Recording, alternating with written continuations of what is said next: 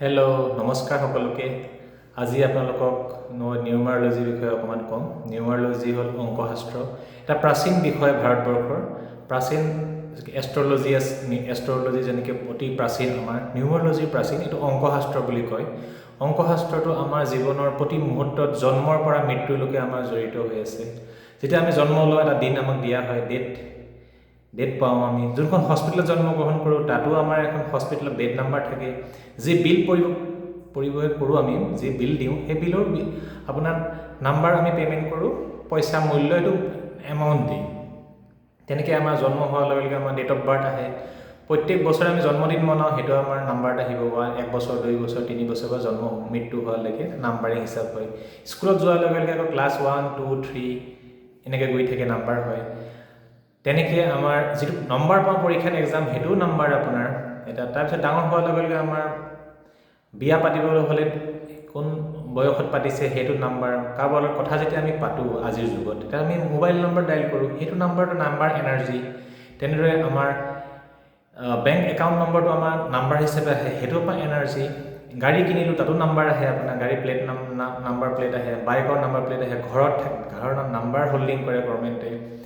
তেনেদৰে আপোনাৰ সকলো জেগাতে প্ৰত্যেকটো মুহূৰ্ততে আমি নাম্বাৰৰ লগত জড়িত হৈ আছোঁ। আমাৰ নিউমাৰলজি এতিয়া বিশেষত্বকেইটা হ'ল, আমি নিউমাৰলজি যেতিয়া আমি বিশ্লেষণ কৰোঁ মানুহৰ জন্ম তাৰিখ হিচাপে, তেতিয়া তাতে আমি তেওঁলোকৰ কি পঢ়িব, কি পঢ়িলে তেওঁলোকৰ ডেট অফ বাৰ্থৰ লগত, তেওঁলোকৰ ৰাশিফলৰ লগত তেওঁ মিলিব, কি তেওঁ ছাপোৰ্ট কৰিব, সেইটো এডুকেশ্যনতে স্মুথলি যাব, সেইটো চাই দিওঁ।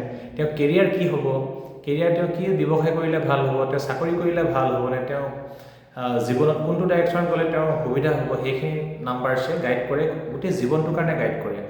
তেনেকৈ আপোনাৰ হেল্থৰ ইছ্যু যদি হয় কিবা, সেই হেল্থৰ কি আপুনি কাম কৰিলে আপোনাৰ হেল্থটো ভালে যাব, কেনেকৈ সেই নাম্বাৰটো আপোনাৰ এনাৰ্জিৰ লগত এলাইন কৰিব পাৰি।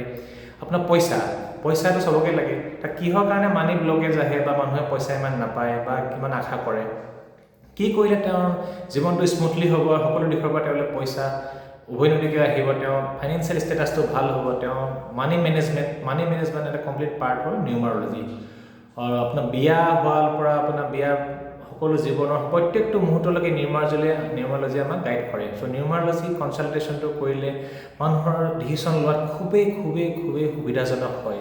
চ' আপোনালোকে সকলোকে বিনম্ৰ অনুৰোধ, নিউমাৰলজিলৈ আপোনাৰ জীৱনৰ ডেট অফ বাৰ্থৰ পৰা এনালাইচিছ কৰক। কি কৰিলে আপুনি যোন বয়সৰে মানুহ নহওক, যদি ষ্টুডেণ্ট হয় আপুনি কৰিব পাৰে, যদি আপুনি চাকৰি কৰি আছে তেওঁ আপুনি কনচাল্ট কৰিব পাৰে। আপোনাৰ যদি কিবা ফাইনেন্সিয়েল ইছ্যু আছে, আপোনাৰ ডেট অফ বাৰ্থত কি আপোনাক এনাৰ্জি দৰকাৰ আছে তাত আপুনি কৰিব পাৰে। আপোনাৰ হেল্থৰ কাৰণে আপুনি নিউমাৰলজি গাইডেঞ্চ ল'ব পাৰে। যেনেকৈ এষ্ট্ৰলজি আছে, তেনেকৈ নিউমাৰলজি আপোনাক সম্পূৰ্ণৰূপে গাইডেঞ্চ কৰিব গোটেই জীৱনৰ কাৰণে। চ' সকলোকে অনুৰোধ এটা, এবাৰ নিউমাৰলজি নিজৰ ৰিপৰ্টটো গ্ৰহণ কৰক। আজিকালি নিউমাৰলজি গোটেই পৃথিৱীতে বহুত পুৰণা, ভাৰতবৰ্ষৰে প্ৰাচীন হয়।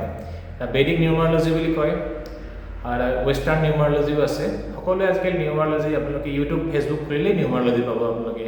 বহুতে এতিয়া AI ছফ্টৱেৰ দি আপোনাৰ ডেট অফ বাৰ্থ পুট কৰি পিনিও তেওঁলোকে গাইডেঞ্চ লৈছে। অনলাইন কনচালটেশ্যনো বহুত জেগাত অল অভাৰ দ্য ৱৰ্ল্ড আপোনাৰ এভেইলেবল হৈ আছে।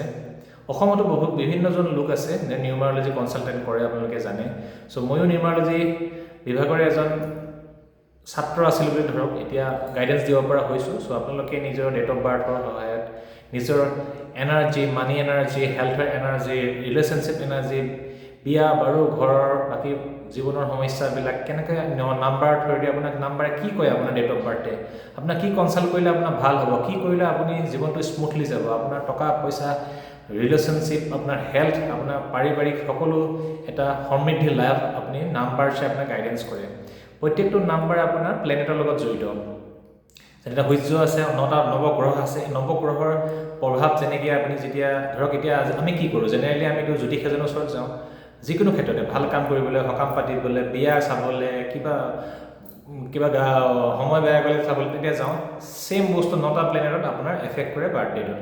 চ' জ্যোতিষত কনচাল্ট কৰাৰ লগে লগে আপুনি নিউমাৰলজি গাইডেঞ্চ লওক, জীৱনটো সমৃদ্ধ কৰক। আৰু কনচালটেশ্যন কৰিবলৈ মই এভেইলেবল আছোঁ, আপোনালোকে নাম্বাৰত কণ্টেক্ট কৰিব পাৰে। থেংক ইউ, সকলোৰে ভাল হওক। Thank U.